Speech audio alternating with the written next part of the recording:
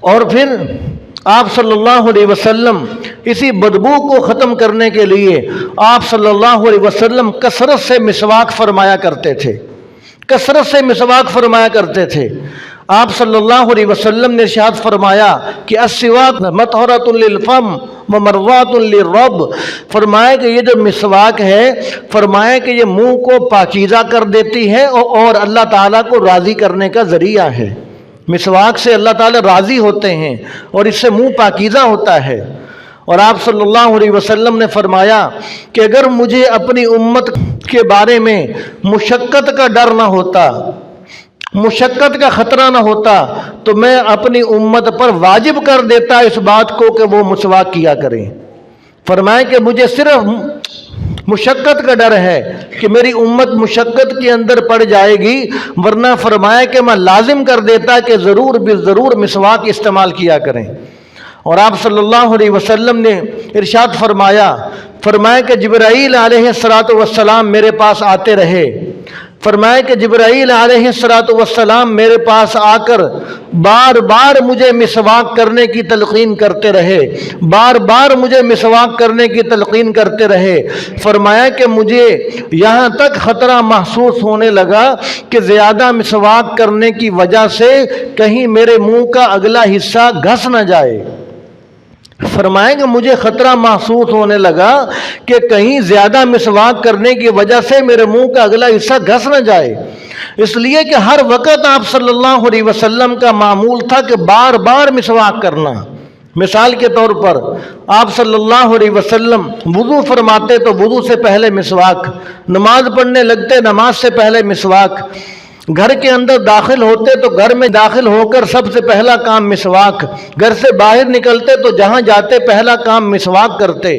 اور آپ صلی اللہ علیہ وسلم سفر شروع کرتے تو پہلے مسواک کرتے، اور جب سفر سے لوٹ کر گھر کو آتے تو پہلے مسواک کرتے، اور آپ صلی اللہ علیہ وسلم رات کو سونے لگتے تو مسواک کرتے، صبح جب سو کر اٹھتے تو سب سے پہلے آپ صلی اللہ علیہ وسلم مسواک کرتے۔ اس قدر آپ صلی اللہ علیہ وسلم نے مسواک کو معمول بنایا، یہاں تک کہ آپ صلی اللہ علیہ وسلم جب اس دنیا سے گئے ہیں، اس دنیا سے پردہ فرمایا ہے، تو اس دنیا کے اندر جو سب سے آخری عمل آپ صلی اللہ علیہ وسلم کا تھا وہ مسواک کرنا تھا۔ سب سے آخری عمل مسواک کرنا تھا کہ حضور صلی اللہ علیہ وسلم بیماری کی حالت میں ہیں، دنیا سے جانے کا وقت قریب ہے، حضرت عائشہ صدیقہ رضی اللہ تعالی عنہ کی گود کے اندر سر مبارک ہے۔ حضور صلی اللہ علیہ وسلم نے دیکھا کہ ان کی بیوی سیدہ عائشہ صدیقہ رضی اللہ تعالی عنہ کا بھائی عبد الرحمن تشریف لائے اور ان کے ہاتھ کے اندر مسواک پکڑی ہوئی ہے۔ آپ صلی اللہ علیہ وسلم للچائی ہوئی نظروں کے ساتھ مسواک کی طرف دیکھنے لگے۔ حضرت عائشہ سمجھ گئیں کہ حضور مسواک کرنا چاہتے ہیں۔ حضرت عائشہ نے فوراً اپنے بھائی سے مسواک پکڑی اور مسواک پکڑ کر اپنے دانتوں کے اندر چبائی، اس لیے کہ حضور بیمار تھے، حضور کی طبیعت کمزور تھی، ناساز تھی، حضور خود مسواک چبا نہیں سکتے تھے۔ حضرت عائشہ صدیقہ رضی اللہ تعالی عنہا نے مسواک پکڑ کر اپنے دانتوں کے اندر چبائی اور چبا کر حضور صلی اللہ علیہ وسلم کو پیش فرمائی۔ حضور صلی اللہ علیہ وسلم نے مسواک فرما کر معطر دہن کو اور معطر کر لیا اور اپنی امت کو سبق دے دیا کہ دیکھو میں دنیا سے جا رہا ہوں تو میرا سب سے آخری عمل مسواک کرنا ہے۔ اور آپ صلی اللہ علیہ وسلم نے ارشاد فرمایا کہ وہ نماز کہ جو مسواک کر کے ایک نمازی پڑھتا ہے، فرمایا کہ اس نماز کا ثواب دوسری نمازوں سے 70 گنا زیادہ ہے۔ فرمایا کہ ایک نماز نمازی نے پڑھی بغیر مسواک کیے، اس کو ایک نماز کا ثواب ملا، جس نے مسواک کر کے نماز پڑھی فرمایا اس کو 70 نمازوں کا ثواب ملا، 70 گنا ثواب زیادہ ہے۔ تو اس لیے آپ صلی اللہ علیہ وسلم نے حضرت ابو ایوب انصاری رضی اللہ تعالی عنہ کو کھانا واپس کر دیا۔ فرمایا کہ اس کے اندر مجھے بدبو آ رہی تھی کچے لہسن اور کچے پیاز کی، اس لیے میں نے کھانا نہیں کھائے۔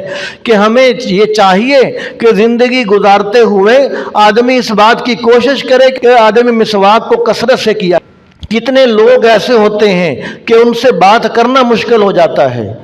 आदमी उनसे बात करना शुरू करता है तो अब उसकी बात सुननी भी ज़रूरी होती है, क्योंकि वो बात कर रहा है, अब उसकी बात सुननी भी ज़रूरी है। उसके मुंह से इतनी गंदी बदबू आ रही होती है कि आदमी का जी चाहता है कि मैं यहाँ से भाग जाऊँ, इसको दूर कर लूँ या खुद दूर हो जाऊँ। तो जब एक इंसान उसकी बात सुनने के लिए तैयार नहीं, उसके पास खड़े होने के लिए तैयार नहीं, तो अल्लाह ताला की रहमत के फरिश्ते कहाँ ऐसे आदमी के पास आएंगे? फरिश्ते तो बदबू से नफरत करते हैं, फरिश्ते तो बदबू से दूर भागते हैं। तो इसलिए आदमी को चाहिए कि आदमी मिसवाक की कसरत करे ताकि सुन्नत भी पूरी होती रहे और मुंह से बदबू भी नहीं आएगी।